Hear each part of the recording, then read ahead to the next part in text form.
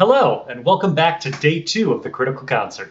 I'm Will Crosswait, coming to you live from wherever it is Vokodo stores all the really crappy gifts. Yesterday, we heard from many of our Critical Role fan artists, but today we're going to feature even more. This is...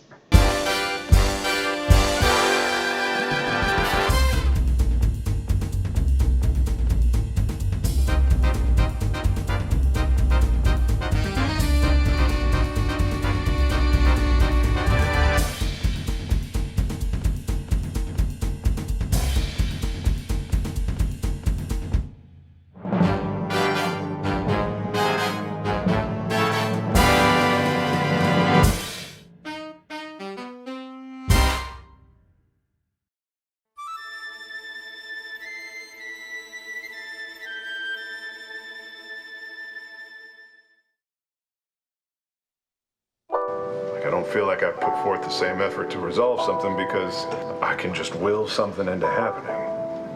That doesn't seem right to me. In a fucked up way, I can actually relate to that quite a lot. But, for me, I've always had my fists. And man, is it way easier to solve problems when you're beating the shit out of somebody.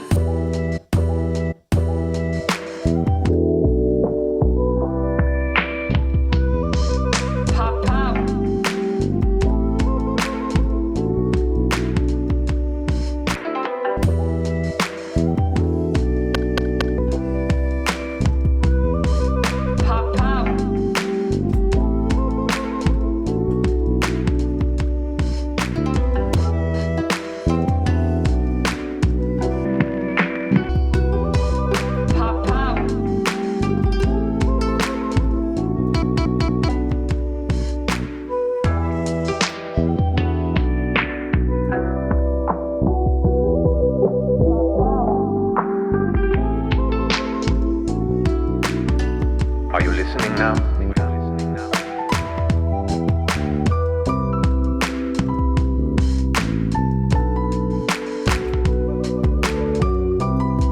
Now you have my attention.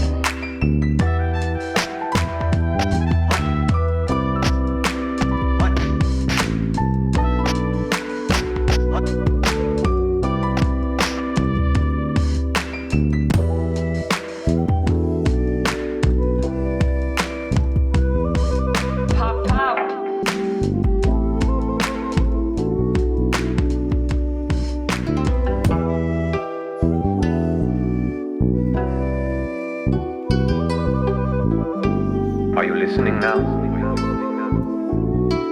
Now you have my attention.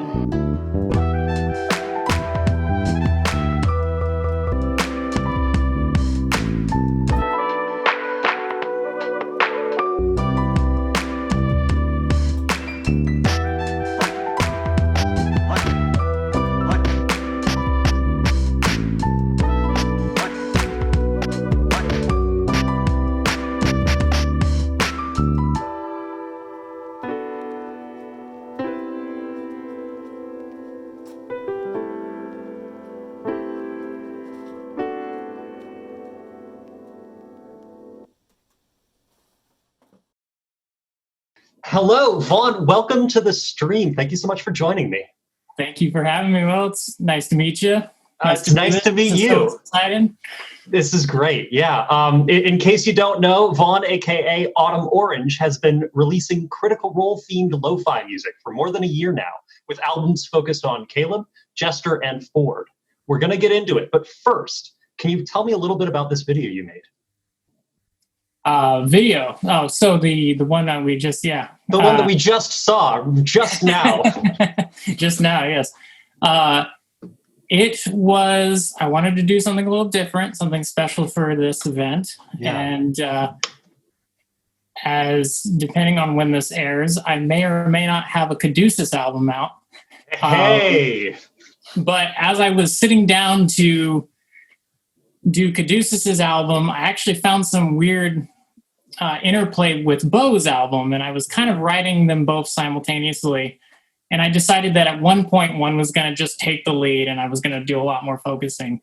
But in kind of the early structuring of the albums and trying to get the right sound and textures dialed in.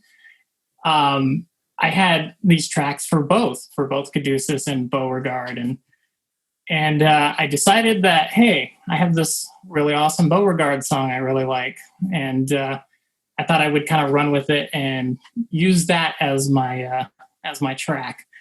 A lot of the instrumentation was done by myself in a DAW, a digital audio workstation. And then what I did was I loaded the samples into what's called an SP404. It is I've got questions about that. Yeah, it is a wonderful little device. And then you kind of use the SP to arrange a track or DJ it live. It's kind of a go-to weapon for a lot of lo-fi artists as far as, you know, live production goes and things of that nature. Have you done anything like that in the past? No.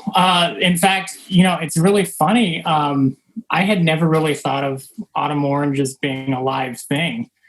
You know, it was a lot of more just me sitting at a computer and doing the things. Right. You know, and yeah, I play guitar on some tracks and, you know, I play piano and stuff, but, you know, there's a lot of post-production control you have. Of course. And, but it was kind of fun to think of it like, well, how is this done live? You know? Yeah. I come from a much more like rock band background, actually. I respect that a lot. Yeah. And it was like, well, you know, normally in a rock band setting, I'm going to have a guitar, you know, there's going to be a stage, things like that. I was like, how do I make this interesting and different? So it was a lot of researching lo-fi artists doing things live and this device continuously coming up in SP. And so I went ahead and invested in one and was like, hey, let's try this out. And so you're actually seeing a kind of an early genesis as far as, you know, me exploring that whole new instrument. Yeah. I'm excited to do more with it. And to speaking of Beau and Beau's album, I'm kind of hoping to integrate that much more into her album because there's a little bit more of a rawness that I think really fits, you know, Beauregard's personality and Marisha's kind of approach to the game and things. So I do try to think of a lot of the characters on every conceptual level. So yeah. Now, with multiple albums, I noticed that, you know, you're not just doing one album for each character, you're revisiting characters. What drives that decision for you artistically? You know, the idea was like, all right, I'll do one album for each character. And then as we were watching the show, and you know, and I'll try to avoid spoilers or anything. Oh, this is we've got so many spoilers. Talk freely if you want. As we're progressing, you know, I realized, oh, well, Ford's arc became this huge thing that we got to see some amount of resolution. Yeah. I think that's ultimately my goal. You know, obviously, I'm not going to be able to, you know, get every moment or every character's story arc. I'm kind of looking for a great starting point where we meet the character and where I feel like there's some resolution, right? Yeah. Ford's story is far from done. However, you know, we had him where we originally met him, and then at the end of Reforged, we hit some kind of point of resolution. He, you know, he came to some point in his tale where he had a turning point, and that was, you know, and resolution doesn't mean like the end of the story. It just means the end of whatever particular conflict you're focusing on. Mm-hmm. So, you know, I just try to, that's kind of been the goal is like, you know, how do I get to that?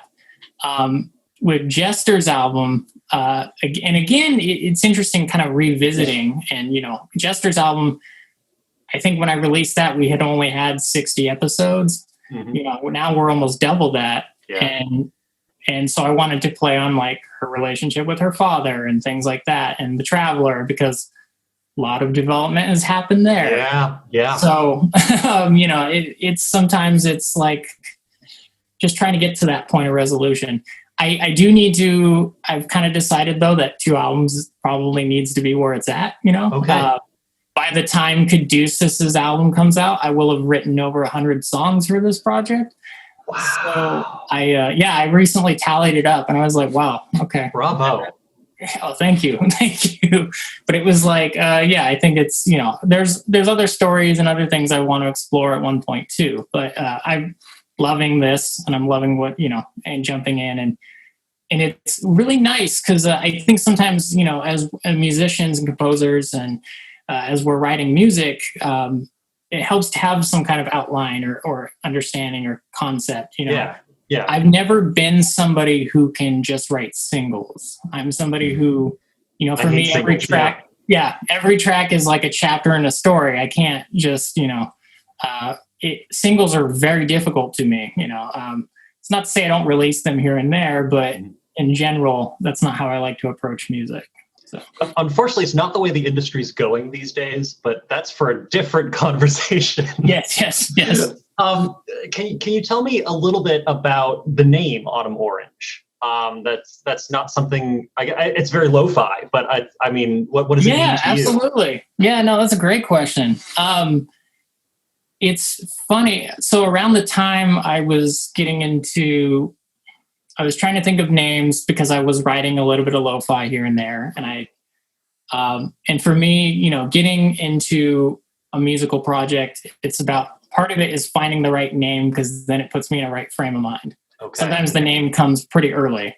Because I've got other projects. I've got one called Ray Gun West where I it's a lot more synthwave and electronic stuff. And I had an emo band at one point called Anxiety and I and all that. Brilliant. But for me, Autumn Orange came from different sources. It sounded lo-fi, so I liked that.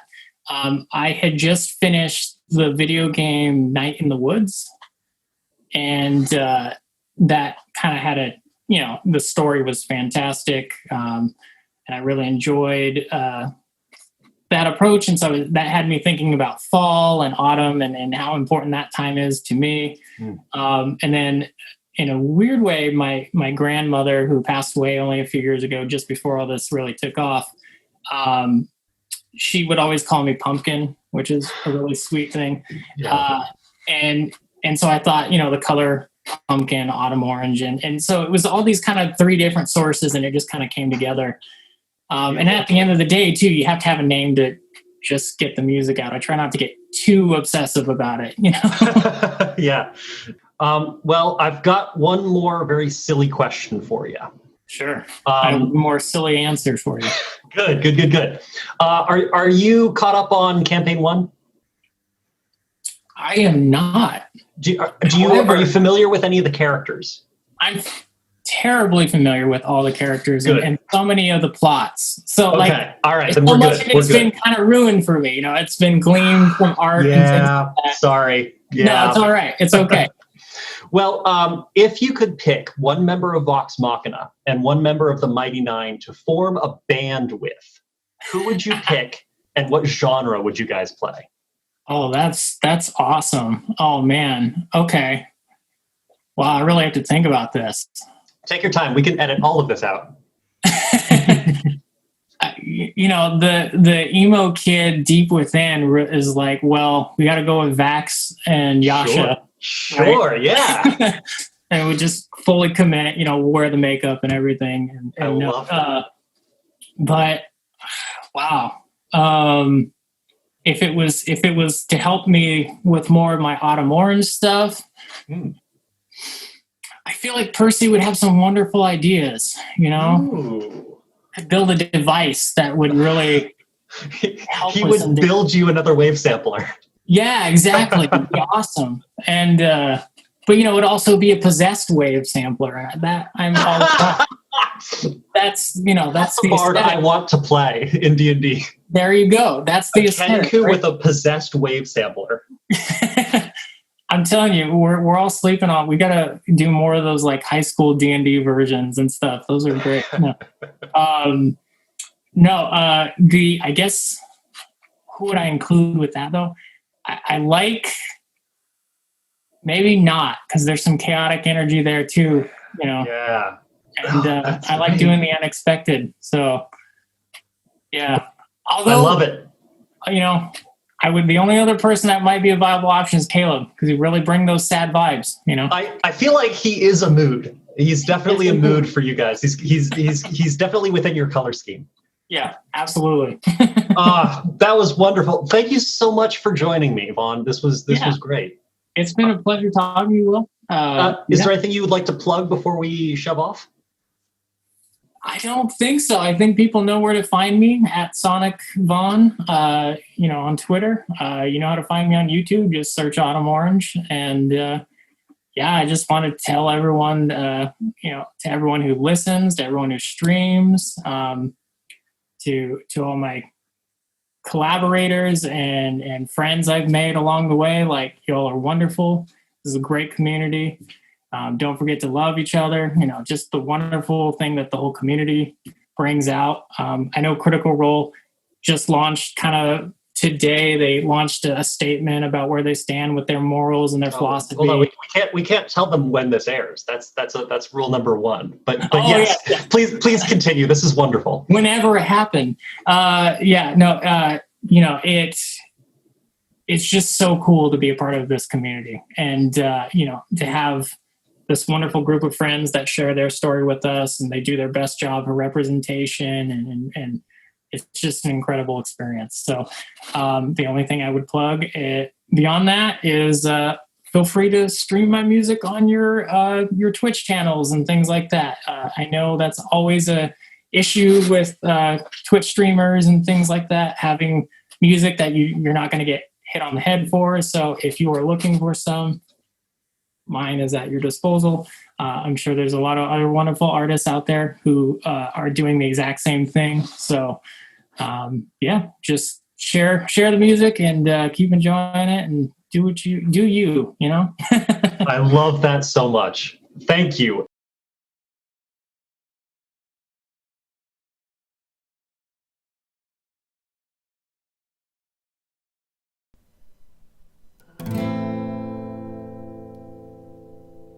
So run, ye golden boy, quickly as your friends can carry. You're on the road to adventure now, never let your diction tarry.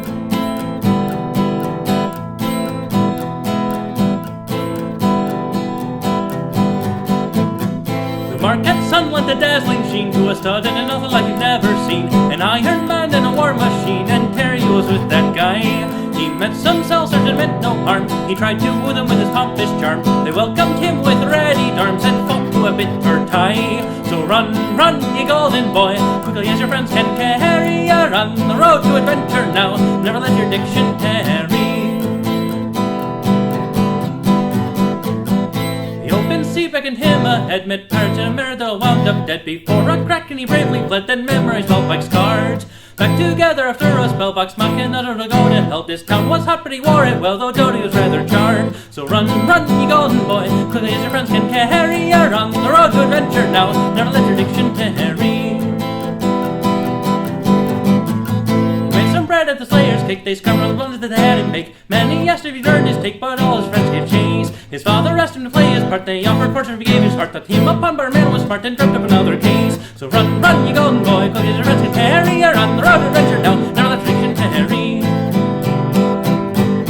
The deed was one or that in hand, in front of power do you take his stand. With help of bitch and vision grant, he conjured the brigade. So run, ye golden boy, quickly as your friends can carry. Ya pave the way to adventure now, never let your heroes tarry.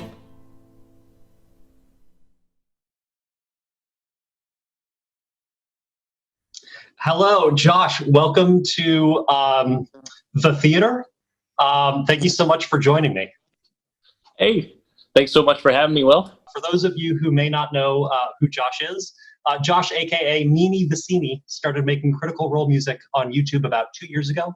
And since then, you've worked with the Cantata Pantophilical.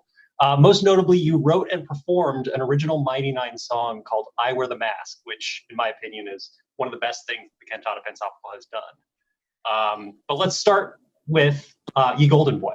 This is an early song of yours. What can you tell us about it? Yeah, so I was kind of late getting into watching Campaign 1. A friend recommended it to me, and I got hooked pretty quick. Binge watched through it, and then didn't have anything else to write because they were on break before campaign 2. And so I put my emotions into songs and wrote like, I don't know, a handful of epic ballads. So at this point, I had basically all of the songs that I could need for my emotions. And I was just kind of emotionally tired. It's interesting that you go to that Celtic style, because I see that so often in D&D and fantasy culture in general. Do you think that that's something that you kind of connect with fantasy genres, or is this like a particular Critical Role thing, or is it, again, like you said, just how you write music? Well, I got a little bit of Irish in me, and I've listened to some Irish songs. I'm not like the most knowledgeable person on Celtic music or anything like that, but so you just draw inspiration from whatever is around you. So I suppose that that's part of it. For most of my songs, it wasn't really intentional. I was just kind of going for some sort of a folk feel. But for this one specifically, I wanted to write the Exandrian version of Rocky Road to Dublin. Okay. That was part of the goal. It was take some of that, take some like of a Western, like a cowboy epic. Yeah. From, they had quite a few of those in like the 50s and 60s. And so, one of the tricks that I go to trying to write a new song is just what do I like from different genres, and kind of pull them together and try to form something that's different. Well, that brings me right into what I wanted to talk to you about next is, you've got this collection of Irish ballads, and then the next thing you do, a couple years later, is this basically a polka pop song. How did that transition happen, and what do you think was different in the writing from this one of your earlier songs to now a couple of years later, I Wear the Mask? Yeah, well, I write I write some like religious songs, so some Christian songs too. It's not just critter music that I do, so I've kind of been trading off between these, and those are usually more of the contemporary pop style. So I've got a little bit of experience writing that kind of style. I was just listening to some songs, and I really liked this piano beat that I was hearing. I was like, okay, what if I turn that into 3/4 instead of 4/4? I love doing that. Yes. And so then I had this beat that I just on a car ride kind of riffed along with, and came up with a melody for I Wear the Mask. And so it wound up turning into a little bit of polka, turning it into 3/4 instead of 4/4. Yeah, a little. Yeah, but that's kind of how it started. So it kind of started from pop, but it married pretty well with polka.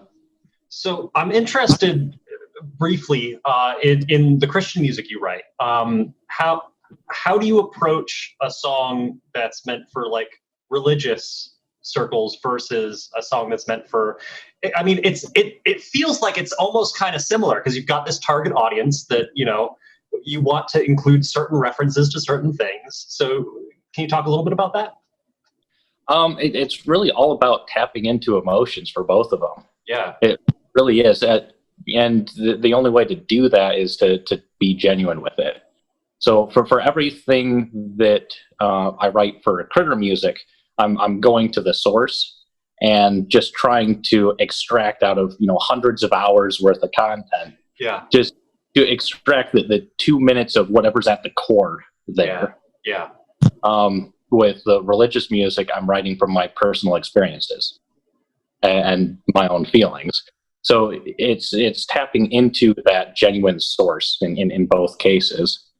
And writing for each is informing the others. Yeah. I like to think that I get better over time, but we all do. We all do. Yeah.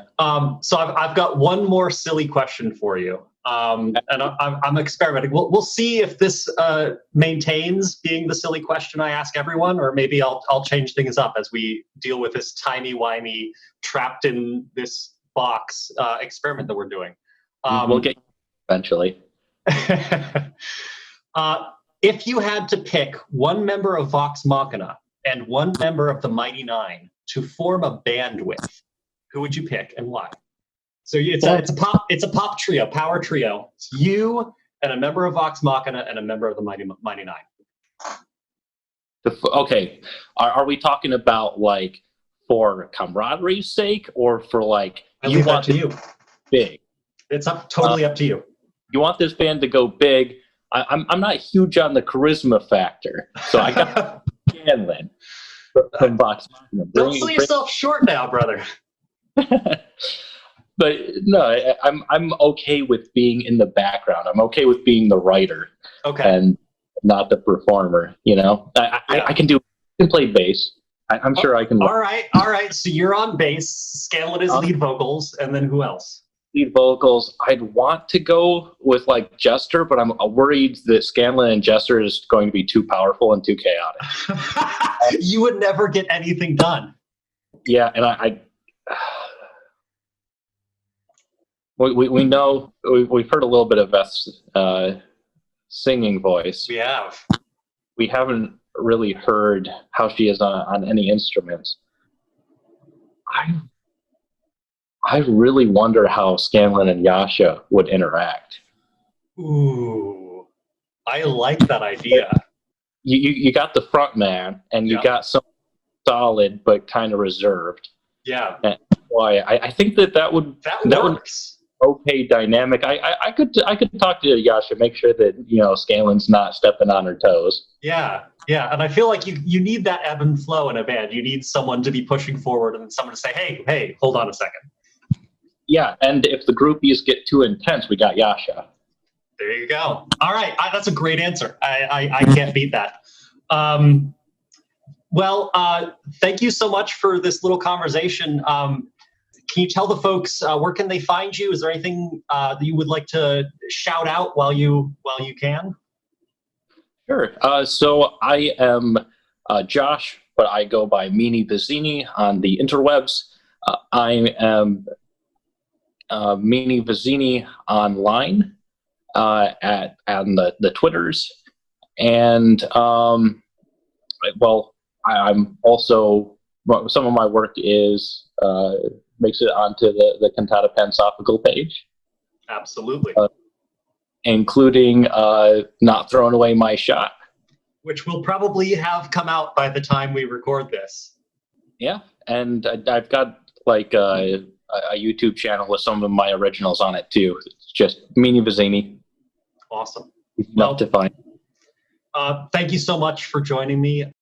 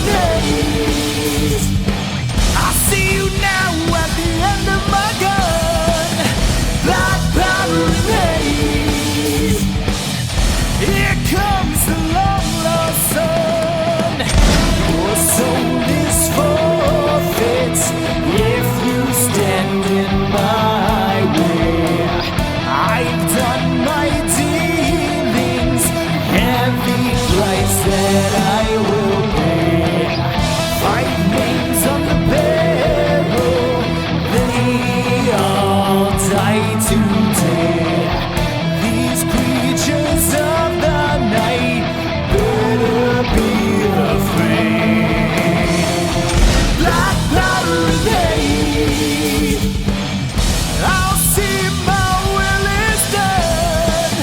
Black powder and haze. Here comes the long lost sun. Black powder and haze. I see you now at the end of my gun. Black powder and haze. Here comes the long lost sun.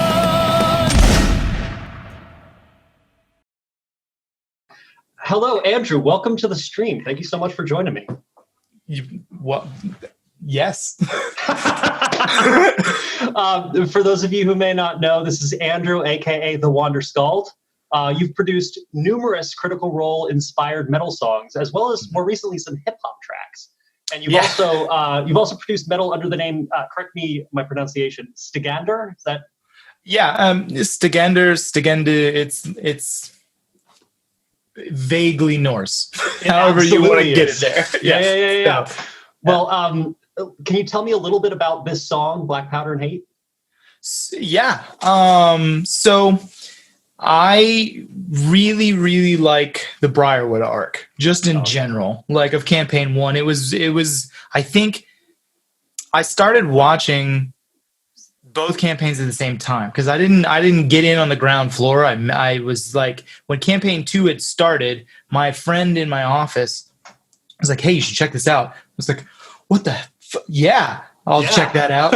And so I was like, "Wait, there's a whole nother campaign of it. This is the second one." So I stopped campaign 2 immediately after like 5 minutes. Yeah. And I went back to campaign 1 because I have a problem with like chronology. I'm like, no, that's after there's things. So I went back and I didn't want to, I had this thing. I was like, I don't want to disrespect his world like that, man. I got to go back to the beginning. So I went to episode 1 and I watched from there. And it was like, the audio was a little rough and I didn't know what to expect. I'd never even watched D&D in a stream format before. Yeah. I hadn't even really, so I had played some 3.5 in high school. And then I played a little bit, like I was just getting into D&D again when I found them. And I was playing 3.5 and I was watching them learn 5e. And I was just jealous that I wasn't playing 5e. I was like in my game, man, I need to get on this. So it got me into DMing in it, and like, oh, that's great. It led the path down the road into the full immersion. Yeah. But the Briarwood arc is, I think, the thing that really solidified it for me. Like, just it was so cool. Just everything about that arc was. It was magical. Yeah, there was so much humor going on, but there was so much like incredibly nightmarish, just evil happening, and Percy specifically, the way that he was being corrupted by Whitestone. I mean, spoilers, I guess, but like the way he was. This is a spoiler-free zone. We're going to spoil it. But the way he was being corrupted by Whitestone and by his revenge and by just the whole plot and by his pact, it was really interesting to watch Taliesin not be afraid to lean into it. Like your soul is forfeit line, and everybody, even the players, were just like, "Oh my god!" Because he had kind of taken a back seat until then, and then all of a sudden. Matt was like, "Hey, your character might be doing something." Yep. Dallas is like, "I take out my gun. I take it out." And so the whole concept of like having the vision and inventing the gun and just that the backstory that they crafted together was just beautiful. Hooked. It was beautiful. And so after I wrote the first song, which was Once Mortal. Mm-hmm. Which is about the Raven Queen. Yeah. I did that because the Raven Queen, just the whole aesthetic of the way that Matt has reskinned it for Exandria, and the way that it just made it his, and everything about the story and everything. I love the Raven Queen. Yes. And so it was my first thing. If I was going to write a song about Critical Role, it was going to be about the Raven Queen. And then I was done with that, and I was like, okay, well, now I want to write something else. And I wanted to, in my head, I knew what type of music I wanted to get into. I wanted to write something more like Black Sabbathy, because it's a really big influence of mine. And my father, who got me into playing guitar and got me into metal and music and everything. He was a musician himself. He doesn't play anymore because he has Alzheimer's. He's still alive, but he got me into Black Sabbath when I was in middle school. And so that's what led me into guitar and to music and to metal and everything. So there's always been that spot for like the offcuts, not like Paranoid and those ones, but like Into the Void. And like, I've released a couple of covers of like the really off-cut ones. It's like Snowblind. Sweet Leaf's not so deep, but like it's a great one too. But yeah, so I wanted to write something sort of in that vein, but me. And then I was also on this like, I want to write Critical Role themed stuff. Yeah. This is really fun. Like I just was like, well, yeah, let's do it. So I started writing a song and I came up with a riff first. I was like, this is dark. Oh my gosh. Like the bends at the beginning of it, which were re-recorded by my former bandmate Petro. It's amazing. He slayed it. He did great. Yeah, he slayed it. And like mine was like, all right, I'm cool with that. No, don't get me wrong. Your original version was great. I was good with it. And then he just so and the second I had that, like the instrumental of the intro down, I was like, this is a song about Percy. So you had the guitar and everything before you had that lyrics. Yeah, before I knew what it was about. Yeah, I kind of do that sometimes. I shift between I'm going to write this song about this and I'm going to make it happen. Mm-hmm. And sometimes that doesn't work out for me. Sometimes I like just end up beating my head against a wall and I'm like, it's not for this. And then sometimes I just will like, I have this idea and then it's like, I don't know what that's for. I have had it for like 2 years. And then one day I'll be like, you know what? That would be good for a song about this. But this one was just like instant. I was like, yeah, I'm writing this one about No Mercy, Percy. This is happening. Well, the thing that I really like about your music is, with metal, there are obvious choices, right? You've got Yasha, you've got Grog, but you're taking things from the campaign that I wouldn't necessarily correlate with metal. And then I hear your songs. I'm like, oh yeah, Percy is metal as and then you've got Caleb, you've got the Raven Queen. How do you've got Keyleth. Keyleth is I would never have put those. Oh, Keyleth is so metal though, man. When she's dropping lightning bolts down on folks and like when she's in battle, Keyleth is metal as hell. Yeah. And then when she's not, she's trying to be this gentle leader and, awkwardly, wading her way through it. But Keyleth's metal as shit. And Vax knew it. That's why I think that song had to be about the two of them, because Vax knew that shit. He knew she was badass. And that's why he was part of why he gravitated to her. But yeah, I like to I think it's honestly because of the metal that I played for the past, like when I was in bands and doing live performances for a long time, I was in like progressive power metal. So you sang about dragons and shields and stuff stuff like that anyways, but also the progressive side of it, it was like you had all the music nerds and all the theater nerds and all the like those guys that were like, we want to write that type of music, but we want to write it about like this weird part of this Gilgamesh epic. So we're going to do this like it. So I think finding the parts to make them metal, finding the metal parts of things rather, is something that we always used to do in my old band Fathoms Fast. So it's just what I apply to what everything. What do you look for? Like if you're out on a walk, you're trying to find the things that are metal. What do you gravitate towards? Oh, that is metal as hell. Let's write a song about that. Like, so intensity really. So for me, if there's some sort of, it can be sadness, it can be anger, it can be even joy. Like if you're intensely happy about something, you can write a galloping, triumphant metal song. You're like, yeah, just, oh yeah. Like metal can be anything. Yeah. it just has to. It's just intense and epic. I want to talk about another aspect of your art, which I Okay. find absolutely fascinating because I know nothing about it. Okay. You cosplay. I do sort of. It has fledgling. It adds so much to the visual aspect of your videos. To see you've got the kind of dim lights and the face paint, and it just adds this whole mystique. So, can you talk a little bit about that aspect of your art?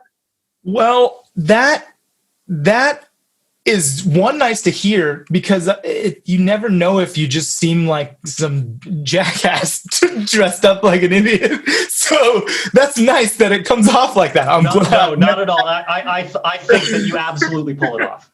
So, well, thank you. And now to the question, I think that comes from my mom, really. My mom's an art teacher and like a production potter and just art history enthusiast and avid Renfest attendee. So she had us at the Ren Fair at I was running around in like a 14th century appropriate, like era appropriate kilt at our Renfest at like 4, I think. I was already going and running around. And so, and every year Halloween, she would make our costumes and like get into it. Like not just, she wouldn't just like throw a bag over your head and, hey, you're a ghost. Yeah. It was involved stuff. I think one time she made me like this, I was a dead baseball player. I don't know what, we both brainstormed and came up with this. I wanted to be a baseball player. And she goes, but it's Halloween, you gotta be spooky. I was like, okay, I'll be a dead one. She goes, well, okay. So we made this styrofoam baseball and cut out a section of it so that it could fit over top of my eye socket. Oh, that's brilliant. And then latexed around so it looked like I had a ball lodged into my eye socket. And I just walked around like dead all that. It was great. I scratched a little bit around, but it was like the concepts, the problem solving and stuff like that, I definitely got just from her for sure. Yeah. And so when I started to like, I'm going to make a music video, I don't have like good settings. I didn't have like a really great camera. I didn't have, any resources almost. So I can throw together this like strange fabric that I have and this odd vest from the, 3 years ago Renfest and I can throw makeup on and look like a vague Norse warrior. Like absolutely look like a Norse warrior. It's phenomenal. Oh, thank you. Now here's the last one. And it is the silliest, as is right and proper. Yeah. If you had to pick one member of Vox Machina and one member of the Mighty Nine to form a band with, who would you pick and what type of music would you play? You don't have to pick bards or you don't have to pick musicians. Just any. No, I don't. But I mean, I would pick Scanlan Shorthalt because it's hard to pass on that one. Hard to pass on that if you're starting a band. It's really, really hard to pass on it. The Mighty Nine, though. You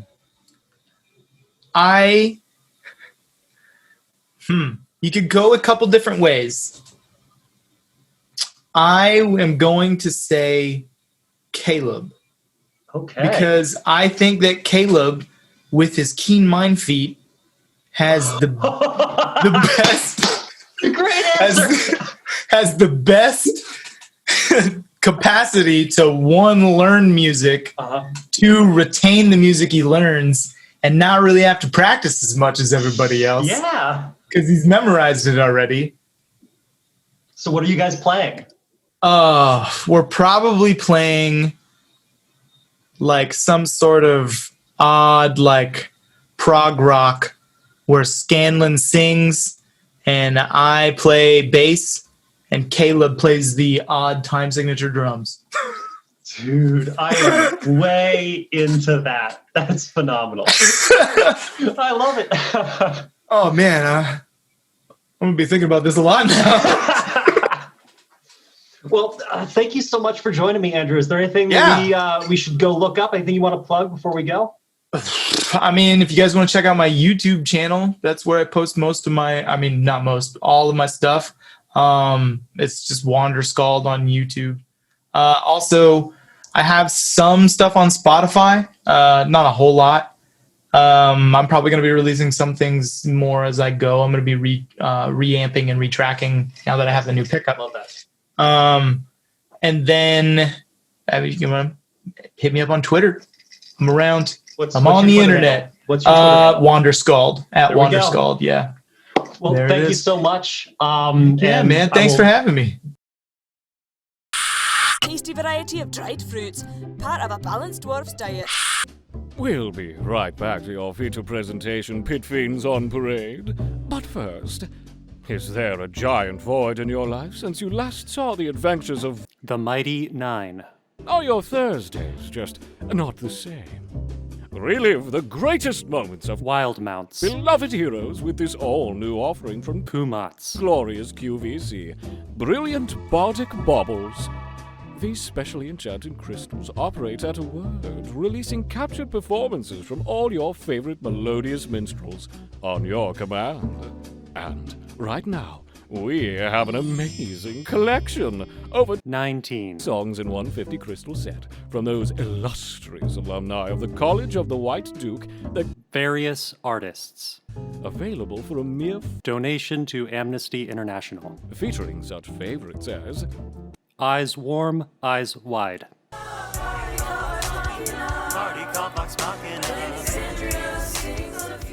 Melee Range. Like you're running out of time. Fight day and night like you're running out of time. I Wear the Mask. Where is your strength? Where is your strength? Where is your strength? Where is your strength? The Gentleman. The VASDILDAN. I am meant to be an up. a deal this glorious won't last forever, as supplies are limited. So, if you order today, that would be sexy. Available only through Pumats. Glorious Goods and local affiliates. Limited time offer may not be combined with other sales or discounts. Ages 14 and up. Pumats. Glorious Goods is not responsible for injury, banishment, or death as a result of improper crystal operation. Listening at high volumes can result in permanent hearing loss. Consult a cleric to see if brilliant body baubles are right for you.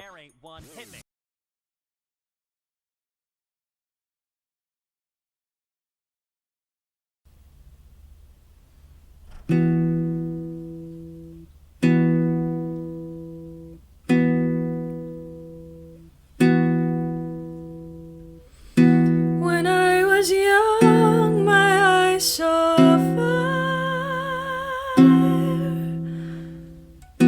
It took my name and claimed my soul.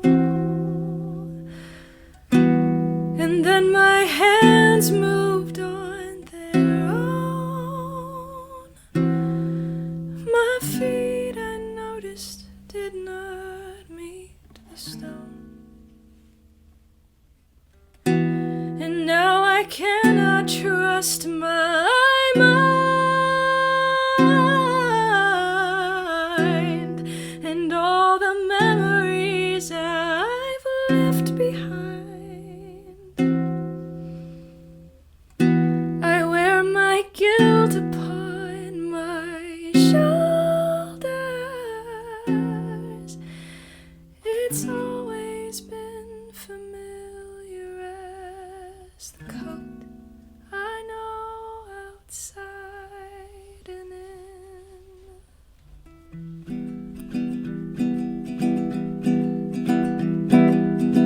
And now each day I still live on,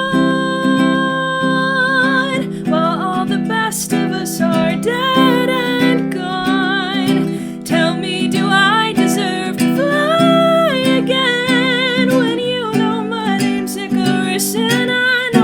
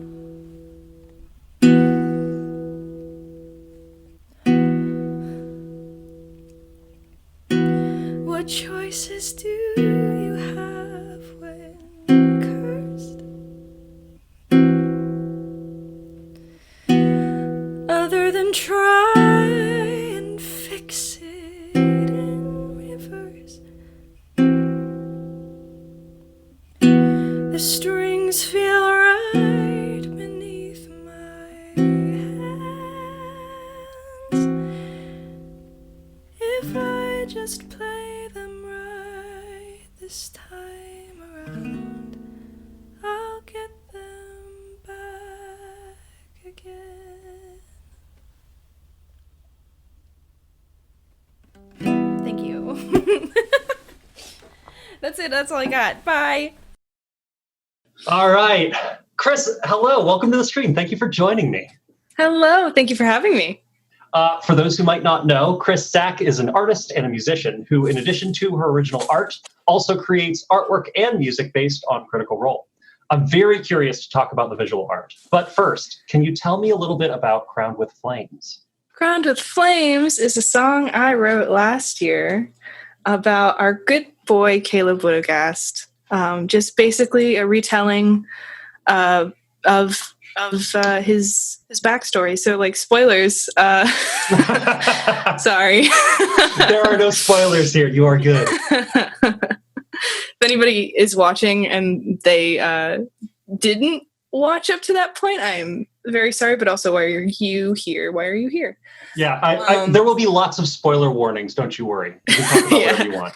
Yeah, good. What about Caleb's story inspires you? I just listened to that his monologue when he first kind of revealed. I was listening through trying to catch up.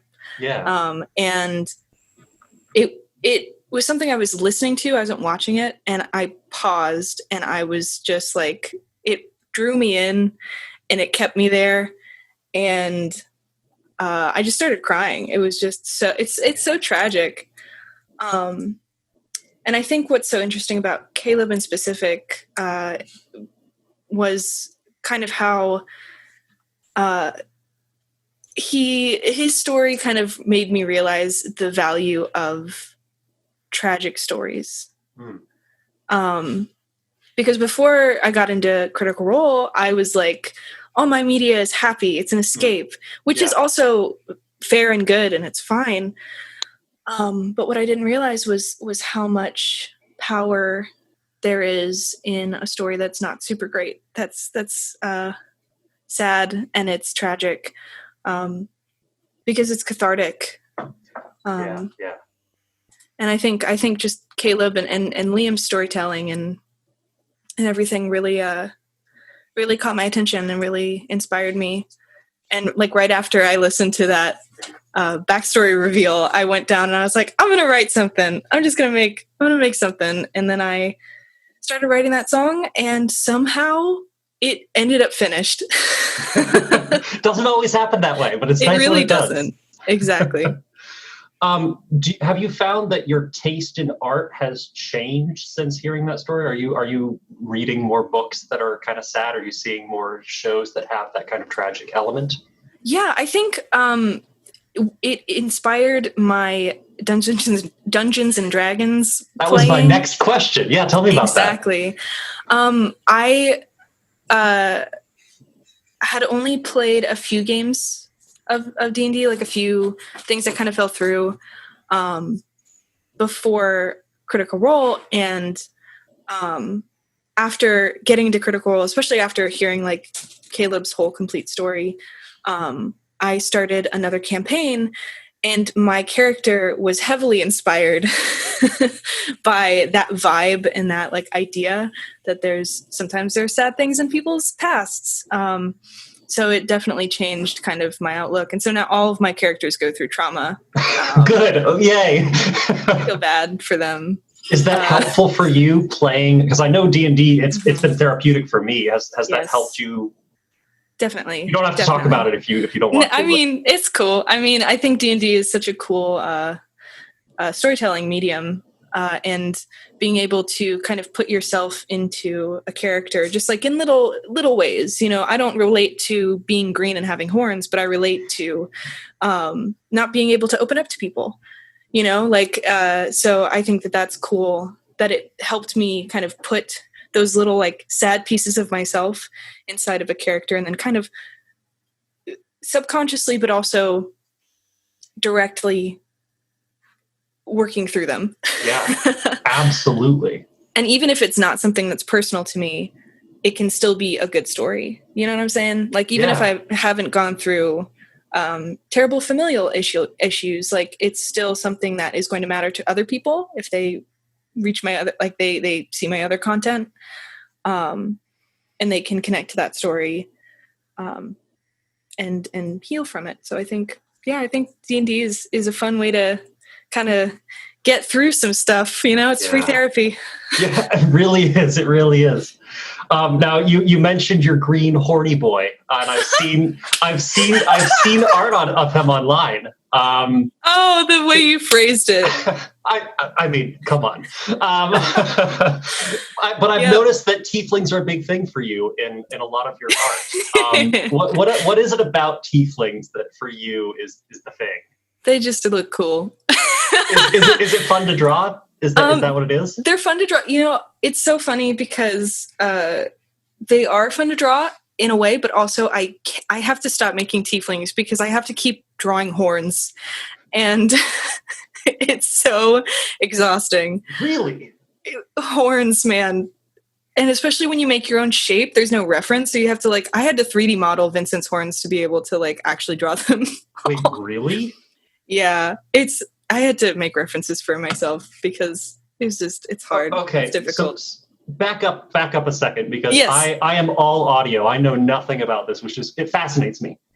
So when you say 3D model, are you using a computer program to, like, render something and then look at it in different ways? Basically, yeah. Okay. I have a thing on my iPad, an app on my iPad that's really, it's rudimentary. It's not anything fancy, but it's it helps me just if I want to change the angle, then I have a reference for it now.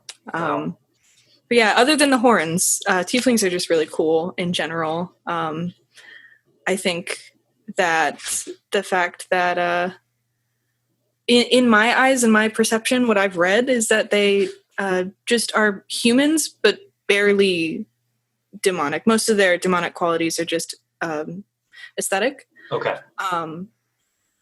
Except for obviously, like, a few, like, magical things. Like, they have a few cantrips that they know right off the bat. But I like the idea that they're characters that they just look special. They just look cool. And in my games, we don't really, like, play off of, like, fantasy racism because that's not super fun sometimes. Yeah. But, you know, it comes up sometimes and you're like, no, we're just people. And that's therapy too. There you go. Exactly. Now, once you're done with horns, what's the next thing that you want to try experimenting with in terms of your art? In terms of, like, visuals? Yeah. I like playing, well, when it comes to, like, designing characters, I like playing with, like, gender. I am a non-binary individual. My pronouns are she, they, and I think it's really cool and therapeutic to explore gender through roleplay and through, like, creating characters. So all of my characters are, like, some sort of non-binary or some sort of, you know, funky, and it's because it comes from me, and it's, like, being able to, like, kind of play with the different aspects of, like, masculinity and femininity in their like, in what people kind of perceive as those, and identity and all that kind of stuff. So Vincent is straight up cis male, but two of my other main characters are a trans man and a non-binary trans mask. So when you're role playing those characters, because, like, my main character right now is a female. What do you do differently? Because I haven't really experimented with non-conforming gender just because I don't understand it as much. Yeah. So for you to get in the mindset of, like, a cis man, where do you go, and what type of thoughts kind of guide your character decisions? To me, I don't think there is much that's much different. I think of, you know, Vincent in particular, I think of him as just like a person, and he has like these thoughts and these personality traits and these fears, and I just play off of those things, and I don't really quite think of the gender in terms of like how would this influence his decisions, because I don't think it does. I love that answer. I love that. Yeah, he's just a person, you know. Yeah. All right. I want you to pick one member of Vox Machina and one member of the Mighty Nine to form a band with. Could be an a cappella band. I don't know. It's up to you. But who are you picking, and what genre of music are you all playing? Oh, with me? Yeah, as like the third member? You're the third member. Oh, man. I don't know the Vox Machina characters super well. I know them, I think, enough. They're right here behind me if you need a reference.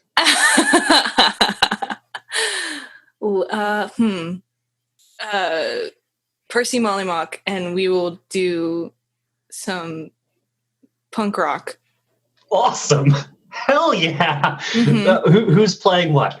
Oh God, I'll sing because I Perfect. can't really play much of anything else. Well, you got the uke. What are you talking about? I self-taught. I feel like punk rock uke is an underutilized skill set. I'll play the uke and then I will also sing. Good. Percy on drums, Mollymock on guitar. I love it. I want to hear it. Yes. I also want to hear it now that I've thought it in my head. Talos and Jaffe, come contact me. We'll make it happen. Call us. I will produce that record. Chris, thank you so much for joining me. This was so fun. Is there anything that you would like to plug? Etsy, Twitter, anything like that? If you want some prints on your wall, I have a print shop. I sell some art. If you want to go to etsy.com/shop/schnetzel, which is just my username, SCHNETZLE, because it's spelled wrong, because schnitzel, spelled correctly, was taken. But yeah, I think that's all I got. All right. Well, thank you again. It's so lovely chatting with you. Yeah, thank you so much for having me.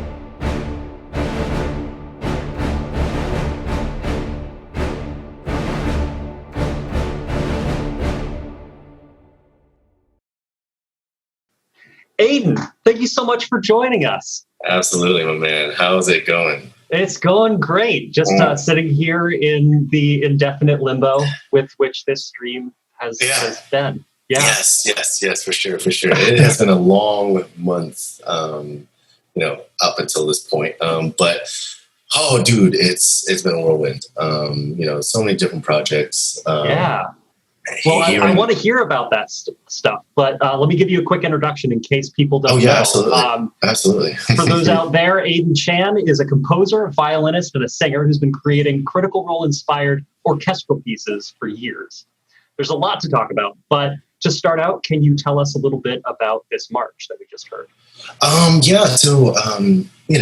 For those of you who have been following me, I've been doing orchestral character themes for Campaign 1 and Campaign 2 characters for a long, long time. And only recently did I start to sort of branch out and do music for other stuff. More and more vague sort of concepts and ideas about the show and about the setting. The march, the Dwendalian March just kind of happened in my brain. It was that spoiler alert that when I'll try to keep this as spoiler free. Oh no, we're way past spoilers. Dig in. Okay. So when the 9 were in the King Dwendal's courtroom, man, that scene was tense, and I'm pretty sure it was a combination of that and coming off of a Star Wars binge prior to that episode. It just clicked in my brain. I was just like, oh man, I need to do an Imperial March for the Dwendalian Empire. So the vibe just sort of started to piece itself together in my brain. And in terms of the melody, just one day I was, driving home from teaching. Texas is one of the states that just kind of opened back up early. So, God bless you. Oh, thank you. Stay safe, man. Stay safe. Thank you. Oh, I am. Face mask, hand sanitizers. Luckily, the music schools I go to are they're all, to put it in not so good terms, chains, but they're from out of state, and they're really gung ho about the safety. So I feel safe. And the students definitely feel safe, so it's good there. But anyway, it was one of the days I was done teaching, and I was going home, and I was like, you know what? For Bo's theme, I spelled it out, spelled Bo's name musically. Yeah. What if I did the same thing with Dwendal? So I did. Really? Yeah. So okay. So here's the thing. So D is easy because there's an actual note. Sure. D. W is where it gets challenging, and this is what I did for both things. So BEA was fine. U was challenging, and for Bo I justified it where I would use Chinese notation, musical notation. Oh, so Chinese musical notation, it's still based on 12 tones, but that's it. It's the 12 tones, and then there's numbers assigned to them. Okay. Right. And C always being 1, but I just kind of shifted that and did whatever key I was in. I like that. Yeah. So you would go A, B, C, D, E, F, G. 7 up to 7, and then anything past that, I would just whatever it is on the actual alphabet. For example, W in Dwendal is 23. So in the key of D, that is the second note, so E, and the third note, that's F.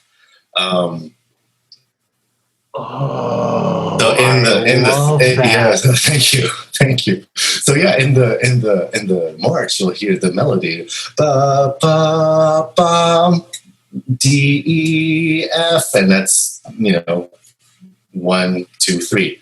But 2 3 spelling the W. Cool way to write. Thank you. So it spells Dwendal, and then it built off of that.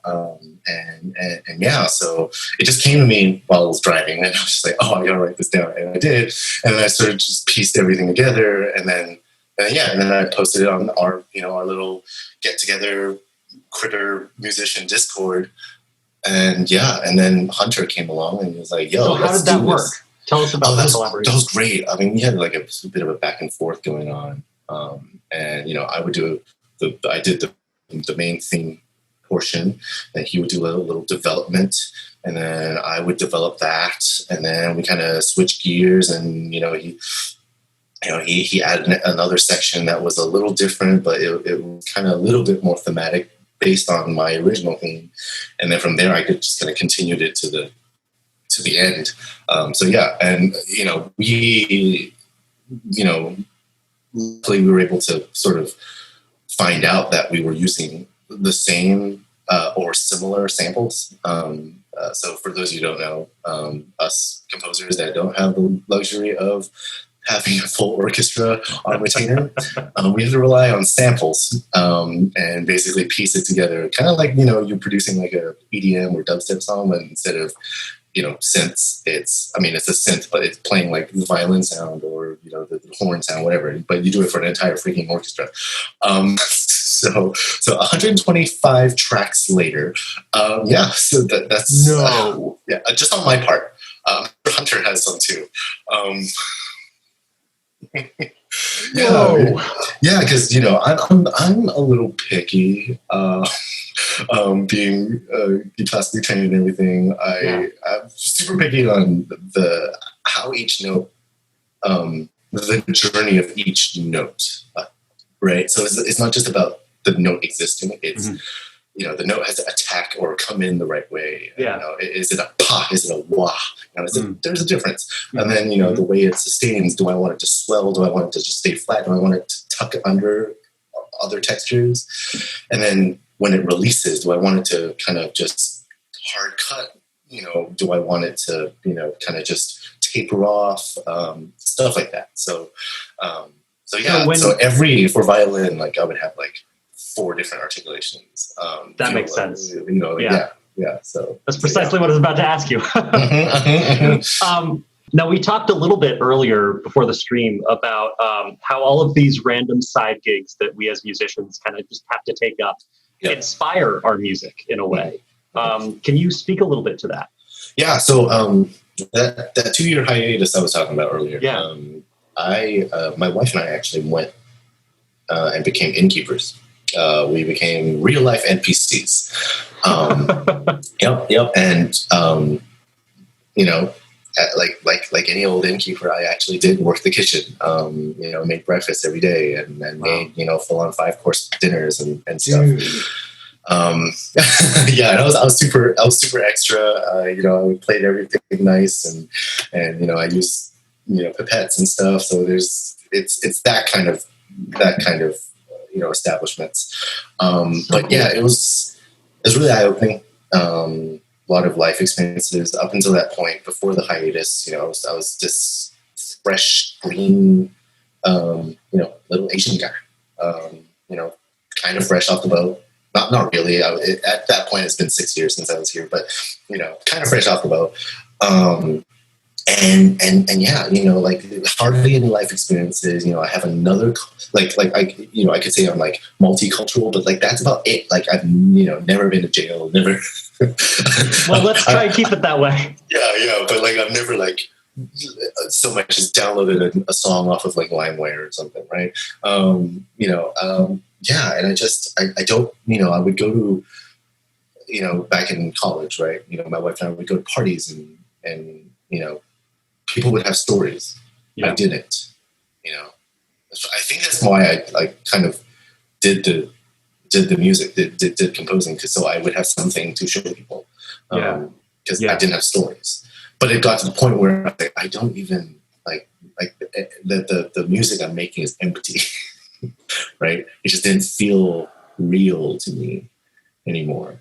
So I just needed to creatively recharge and I just need to get some experiences, man. And so I have some stories to tell. And can you tell us one of your favorite stories now? Let's see. I will say, so even though I was an NPC, my wife and I liked to go adventure on our own. NPCs can also be adventurers, okay? Hell yeah. So don't harsh on us. But yeah, so my wife and I decided to multi-class as rangers, and we like to hike a lot because we were innkeepers in Wyoming. Man. Yeah, this one time we were hiking, totally, just huffing and puffing because we're so unfit. But we were doing this really hard hike, and we always planned to just go halfway, because past the halfway point it was going to be like a huge boulder field, and it was just going to be way too hard for us. The end goal was to be able to do the whole thing, but we just never got to it because innkeeping's hard. Y'all adventurers are very needy. But yeah, so we were trying to get to the halfway point, and we were doing this one portion where there's a lot of switchbacks, and one of the switchbacks, it was super wooded, and we turned the corner, and it was a freaking bear, like a grizzly bear. It wasn't full grown; it was a cub. It was a huge cub. That's way more dangerous, dude. It's a huge cub. I'll send you a picture over Discord later. Please, I'll throw it up on stream. Yeah, it's going to be super blurry, but you might be able to tell it's a huge cub. So we figured it's probably about 2 years old, so ready to get booted or freshly booted from its mom. So that's the main sort of fear from that was like, oh my god, where's the mom? Yeah.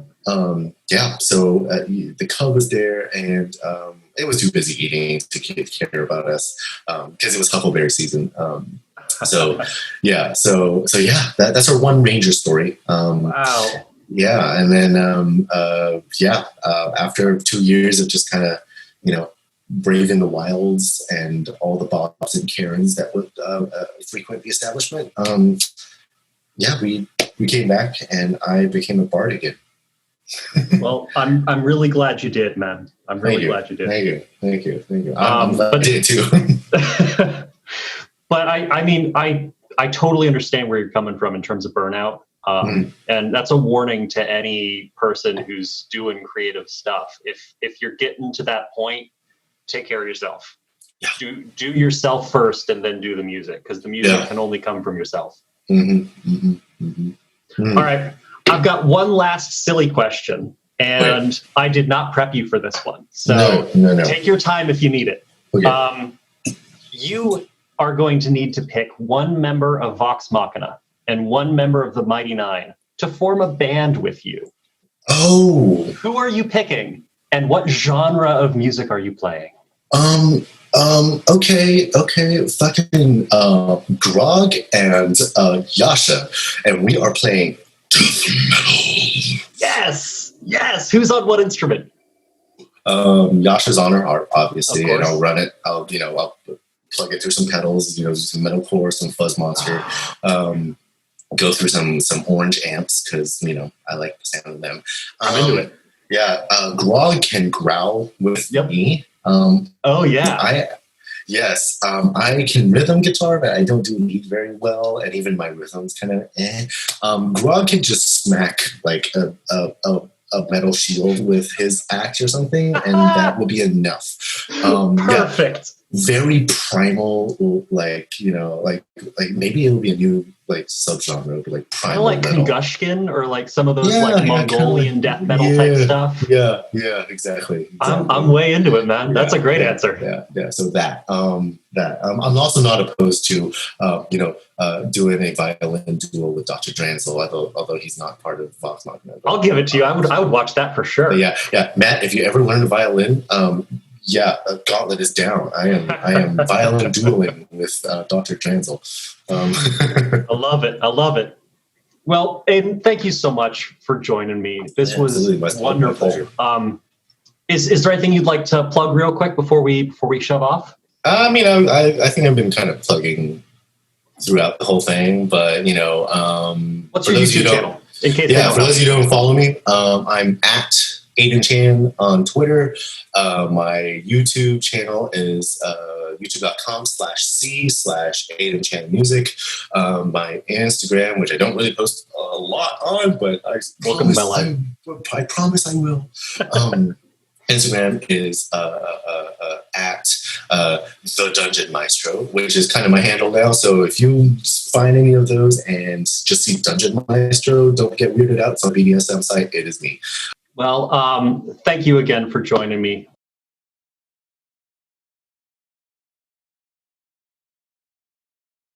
Ooh, teleporter, Star Trek, right? Oh, yeah. Wobble in, okay? Yeah. We'll add it in post, it'll look great. Whoa! Land. Oh, critters! You have summoned the Hollaback Nerds to this circle, here to pay tribute to this amazing fandom and respect to its musicians. Yeah, respect the musicians, yeah. I'm Rapping Bard, she's Nerd by Night, and that is... DJ Thin K. We didn't discuss that. Well, just think about it. Think about it. We're here to play a critical... We're here to play a Critical Role cover for you. Which cover are we doing, DJ Thin K? Oh, we're doing all the covers. Every single one, right here, right now. Live! Hit it! Gonna take Crapper to the old town road. I'm gonna ride till I can't no more. I shoot force damage from the back. Got that agonizing blast. Heart is mighty black. I could blink out in a flash. For an explorer is on course. For Ukatoasaurus. Throw that slap dolly away like my harvest clothes trebuchet. 7 wisdom can't save nothing. My wisdom can't save nothing. 7 wisdom can't save nothing. When the kettle starts whistling, drop it like it's hot, drop it like it's hot, drop it like it's heat metal. And the non-getting attitude, brew another pot, brew another pot, brew another pot. When the leaf's getting low, decompose some rot, decompose some rot, decompose some rot. Cast calm emotions, I'm pouring Earl Grey, throwing shade cause it's nice, it's a sunny day. And even if I could, your house is grey. Got a dick pic on my wall. It reminds me that it's not so bad. It's not so bad. Essek, are you pooping? I hope that's it. Please teleport across continent. Ugh, sending's really hard. Only 25 words? Hey, do you float when dropping turds? Flashback to the dash. Caleb's got 20 gold in his pocket. Episode 11, looking for smart. This is in the bar. In chastity's note, like, yeah, I've got a big brain. Only turn on, get my learn on again. Straightforward smut, that's no titillation. This bookworm squirms for edubation. Ache for archives, hard facts are fun. Nations rise and kingdoms come. Quoting with the quick finger deep in the page. So many references make a constitution save. 6. Scheiße, that glossary is immense. As I rage through the valley of the shadow of death, I take a look at my 9, free of concentration checks. Our casters are blasting and lasting an age, cause I keep all the baddies in my sentinel cage. Ain't spending no hit dice, living in a tanker's paradise. Ain't spending no hit dice, living in a tanker's paradise. Beat down, monk you up. Beat down, monk you up. Pop, pop. Beat down, monk you up. Beat down, monk you up. I'm gonna knock you out. Oh, mama said knock you out. Wall, wall, mount. Crickle wiki, wall, wall, mount. Wall, wall, mount. Getting twiggy with it. Wall, wall, mount. In old Exandria, Arcana Mage, primordials kicked from the material plane. Deities maxing, relaxing, all cool, till Gordranus was built from betrayer, God ruled. A chained oblivion wasn't lawful good.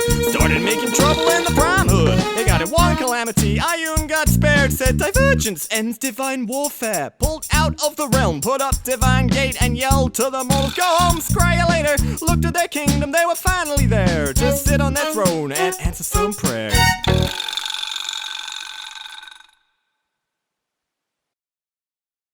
Hello, everyone. Welcome to the stream. Thank you so much for joining me. Hey! We have Danny, we have Gemma, we have Kieran. Thank you all so much. Folks, the Hollaback Nerds have been Critical Role's fans' answer to epic rap battles of history, pitting members of the Mighty Nine against each other in incredible hip-hop skirmishes, combining cosplay with conjunctions. And if you don't know, now you know. I'm excited to talk about it all. But first, what the heck was that video? Where did it start? Where did that idea come from?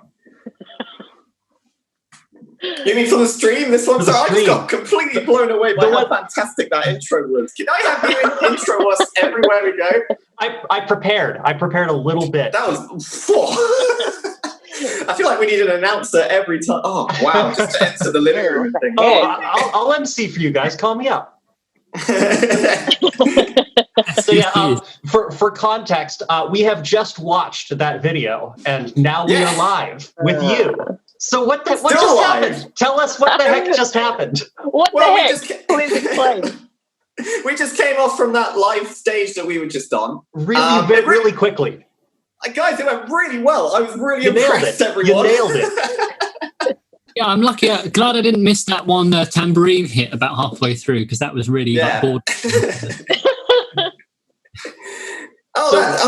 So who came up with the idea? Gemma and I crushed together that idea when you came said it's the only thing that we could put together, and we said, oh, can we do a live version of our ultimate rap battles? And we thought, no, we cannot. Not in the slightest. Out of the question. No. It'll be one of us talking, and Molly, Caleb, I do all the voices, and Yash, Bo, Jem talks to us. Impossible. So we said, can we come up with something in a couple of weeks? Jem and I spat some ideas back and forth, and we ended up thinking, you know what, let's just cram all of them into one song. And then I went to this wonderful man who's below me on here and said, hey, do you want to just do just you and me? You can have one instrument. It'll be one take. It'll be really simple and lovely. And what did you make that? I said, no, one instrument is fine. I have many instruments around me. What if I was able to use them all? I've been told that you use every instrument in your house. Is that true? Well, I hate to say it's actually not fully true. There was a conch shell that I didn't use. Damn it, Kieran. And I do have two triangles. I only used one of my triangles. So, full disclosure. Shame. I know, yeah. Lie. Sorry. But what can I say? I expect full responsibility for any misleading sort of statements that were made. I apologize. The next thing we do will be just Kieran on a conch the whole time. Perfect. And we'll rap over it. Yeah. Well, just because some of you are behind the camera and some of you are covered in makeup in your videos, I want to make sure everyone knows who you are and what you do. Danny, you write and you rap. Kieran, you record the backing instrumentals. And then Gemma, you rap and you are the cosplay person. Like you're the point woman for that, yeah?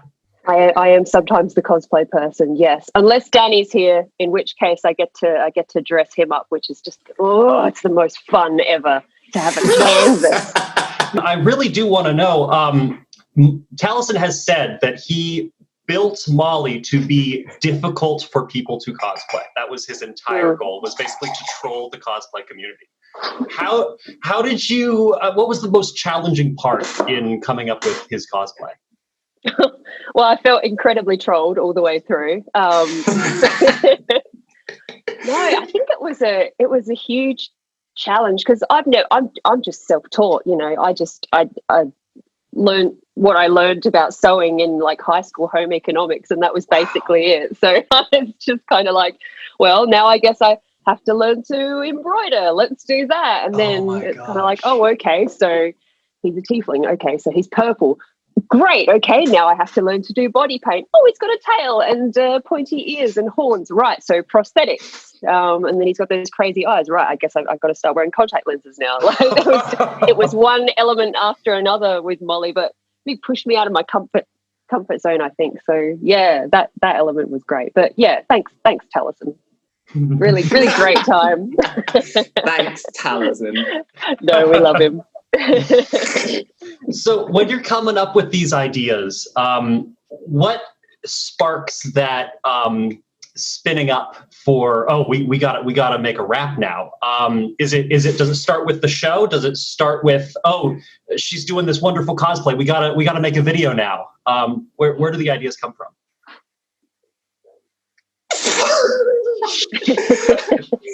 Wow, God, just this beautiful muse comes down to us all wrapped up perfectly and just says, I have that. No, it's wow. I check out the window sometimes. I'm like, Danny, quick. Isn't it lovely when that happens? Well, how about the Yasha Bow video? How did that come about? Hard work. It looks like it all comes together at the end when it's come through it, but it's an amazing fun slog of figuring stuff out bit by bit, figuring out what doesn't work. But yes, so Yash vs. Bo was a very early choice after we released Molly Caleb and people liked it for some reason. There's this thing that we were working on the side thinking, with all this other stuff we do, let's just try this for fun. It'll be gratifying to release something to very nice fandom. Oh my God, it's gone. And we came through after that thinking, there's so much you can do with this story. Oh my God, there's so much hours of content, it just writes itself. Yeah. The characters are so deep. There's an individual actor for every character who loves this character they've made, this big world. When Epic Rap Battles comes in with their things, they have to come up with the character from historical segments of bits that they've got. It just writes itself for that kind of thing. So, as soon as we thought, well, the relationship works there for being such an odd contrast of characters, that's what made it funny, is that it's their conflict. And then Yasha versus Bo, they have an amazingly funny relationship. Yeah. So we just went from there. It's just they're so awkward, but cool women. We want to do cool warrior women, and Bo's all street, but Yasha's going to be like intense. It just writes itself. They've got their own aesthetic, they've got their own style, and so it just came from that. Yeah. It writes itself, he says. Yeah, and then I go away. He's amazing.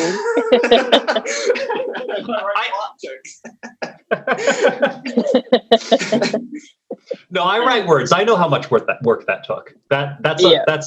It's the whole thing is a huge endeavor. And Kieran, you kind of come in now with these ridiculous ideas, crazy costumes, and you have to write an instrumental to pull it all together. But you're also kind of you have a problem, I guess, in my perspective. There's no guidelines. You can do whatever the heck you want. Where do you start for a project like this? They say, hey, we've got this crazy idea. Where do you go from there? Well, usually I just I'll message Danny with some what about this instrument or this idea or this kind of, or Danny will be like, this sort of feel or this genre would be quite fitting for this kind of character set or whatever. And really I just chuck a load of random things that sound quite outrageous until to like, well, I don't know about that. More like, yeah, okay, that could work.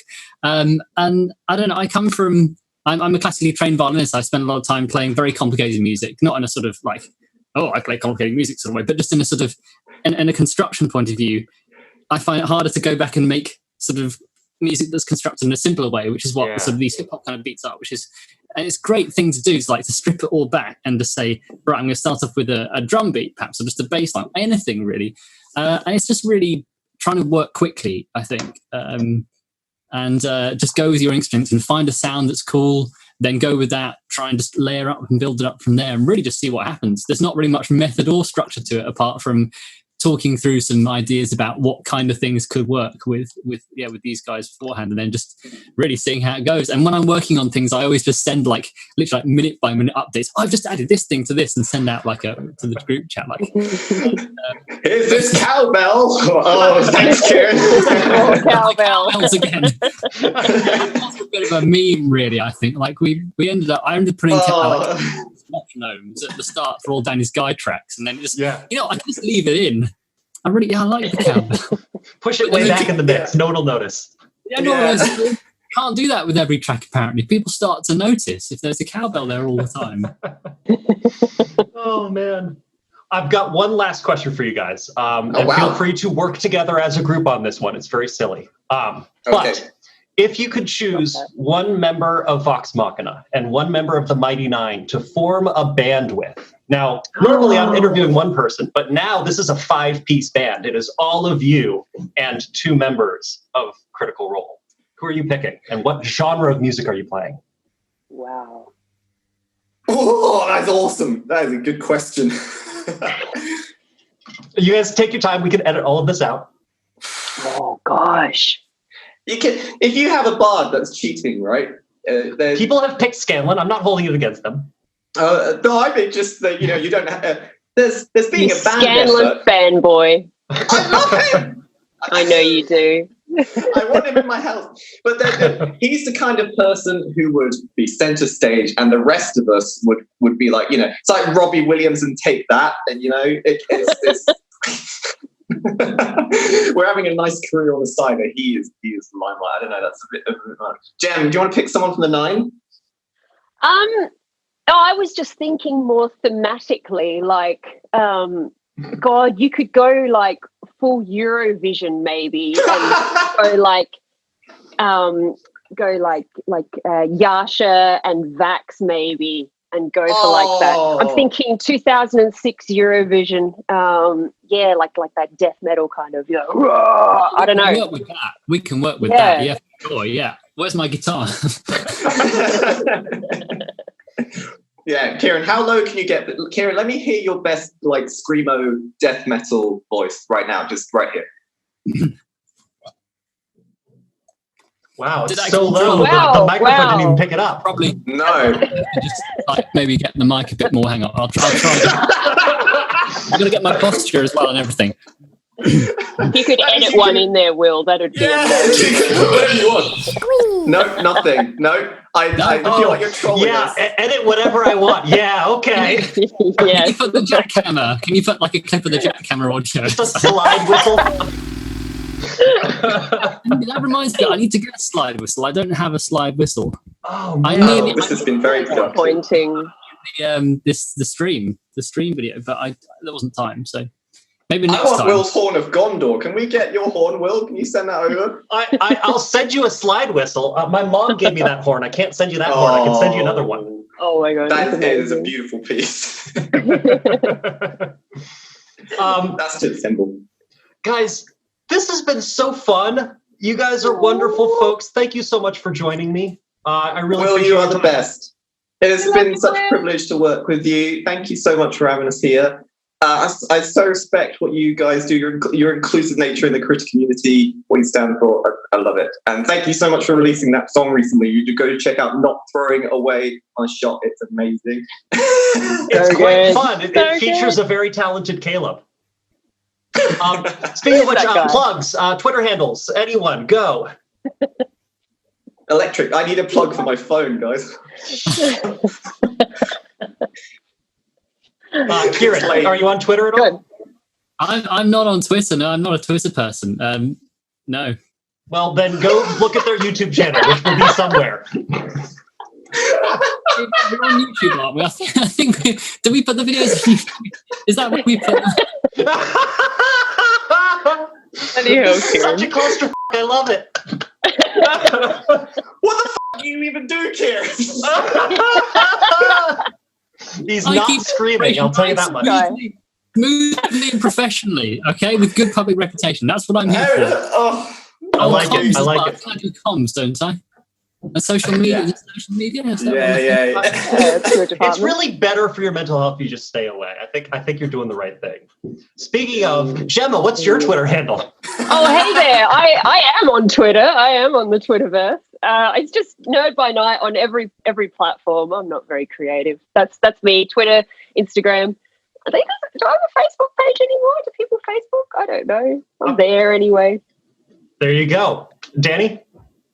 Rapping bard, Will. Thank you very much. Sometimes I partake in some rapping things and make jokes about Dungeons and Dragons. Thank you, Will. I love it, guys. You're wonderful. Thank you again. And now we will cut to whatever the heck is next. It's going to be amazing. Thanks, Past Me. Excellent transitions as always. That's it for day 2, everyone. We've got one more day to go and many more musicians to showcase, as well as a couple surprise appearances.